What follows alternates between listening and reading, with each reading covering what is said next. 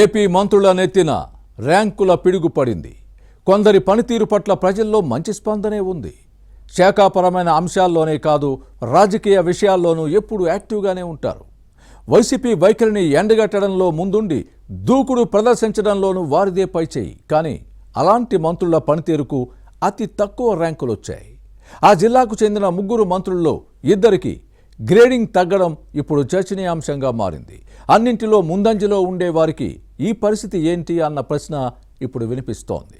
ఇంతకీ ఎవరా మంత్రులు, ఏ జిల్లా? Let's watch the story.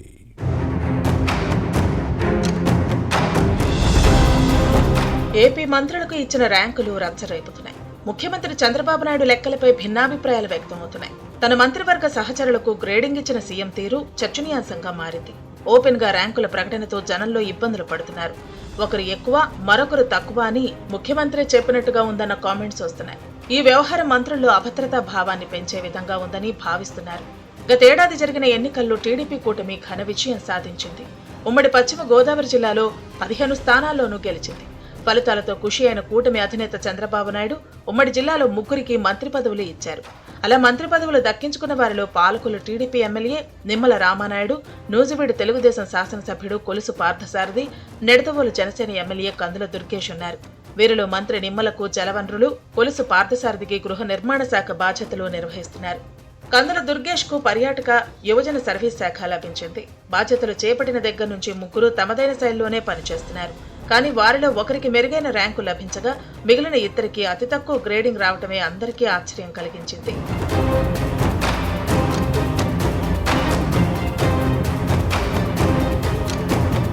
మంత్రుల పనితీరు ఆధారంగా ర్యాంకులను ప్రకటించారు. కందుల దుర్గేష్ కు 2వ ర్యాంకు, నిమ్మల రామానాయుడికి 22, కొలుసు పార్థసారథికి 23వ ర్యాంకు లభించింది. ఈ 3లో కందుల దుర్గేష్ కి మెరుగైన గ్రేడింగ్ రాగా రామానాయుడు, పార్థసారథికి అత్యల్ప ర్యాంకు వచ్చింది. అసలు ఇవెలా వచ్చాయనే అంశంపై ఎవరికి వారే సొంత భాష్యాలు చెప్పుకుంటున్నారు. కొందరు లోతైన విశ్లేషణ చేసి ఆ ర్యాంకులకు గల కారణాలను అన్వేషిస్తున్నారు. వారి సంగతి ఎలా ఉన్నా 2 మంత్రులకు అతి తక్కువ ర్యాంకులు రావటం వెనక పలు అంశాలు ముడిపడి ఉన్నాయి.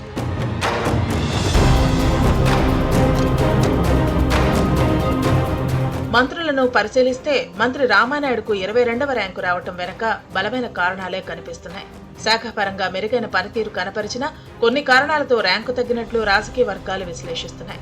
ఈ మినిస్టర్ నిర్వహిస్తున్న జలవనరుల శాఖ చాలా విస్తృతమైంది. ముఖ్యంగా ఆర్థిక అంశాలతో ముడిపడి ఉంటుంది. దీనికి తోడు కొన్ని అంశాలు ముఖ్యమంత్రి చంద్రబాబుతో పాటు కేంద్ర ప్రభుత్వ సహకారంతో లింక్ అయి ఉన్నాయి. పోలవరం ప్రాజెక్టుకు కేంద్రం ఆర్థిక సహకారంతో పాటు సాంకేతిక సహకారమూ అవసరమే.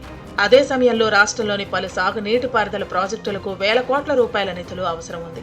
ఫండ్స్ సమకూరితే తప్ప ప్రాజెక్టులు ముందుకు పరిగెట్టలేని పరిస్థితి.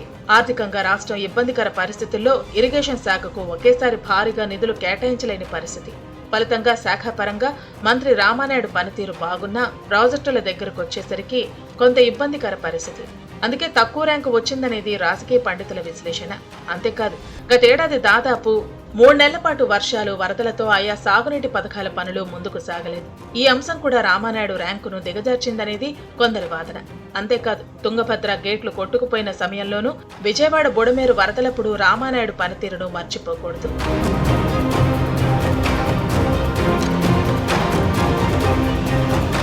ఇక మరో మంత్రి కొలుసు పార్థసారథి విషయంలోనూ దాదాపు ఇవే అంశాలు వర్తిస్తాయనే విశ్లేషణలో ఉన్నాయి. ఈయన నిర్వహిస్తున్న గృహ నిర్మాణ శాఖ ముందుకు సాగాలంటే వేల కోట్ల నిధులు అవసరం. టిడ్కో ఇళ్ల నిర్మాణం పూర్తి చేయటం, కొత్తవి నిర్మించాలంటే అందుకు వేల కోట్ల నిధులు అవసరం. కేంద్రం సహకారం అందిస్తేనే అవి ముందుకు సాగే పరిస్థితి ఉంది. అందుబాటులో ఉన్న కొద్దిపాటి నిధులతో పనిచేయాలన్నా వర్షాలు పడుతున్న సమయంలో సమస్యలు తప్పలేదు.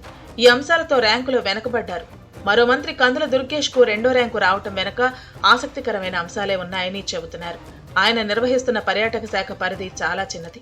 పెద్దగా నిధులు అవసరం లేదు. శాఖాపరమైన పనితీరు, సమీక్షలు మంత్రి కందుల దుర్గేష్ కు కలిసొచ్చేలా చేసింది.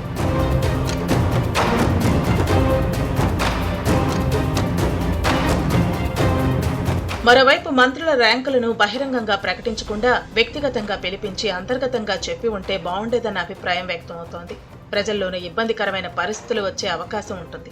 పనితీరును పూర్తిగా పరిగణలోకి తీసుకోకుండా కేవలం ఫైళ్ల క్లియరెన్స్ ఆధారంగా ర్యాంకులు ఇవ్వటంతో ప్రతిపక్షాలు వేలెత్తి చూపొచ్చన్న అభిప్రాయం వ్యక్తమవుతోంది.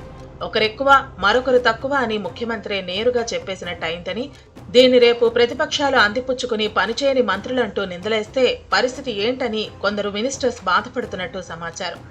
అయితే ఎక్కువ తక్కువ అనే తేడా అనేది ఆ తర్వాత ముఖ్యమంత్రి చంద్రబాబు క్లారిటీ ఇచ్చిన విషయాన్ని గుర్తుపెట్టుకోవాలి.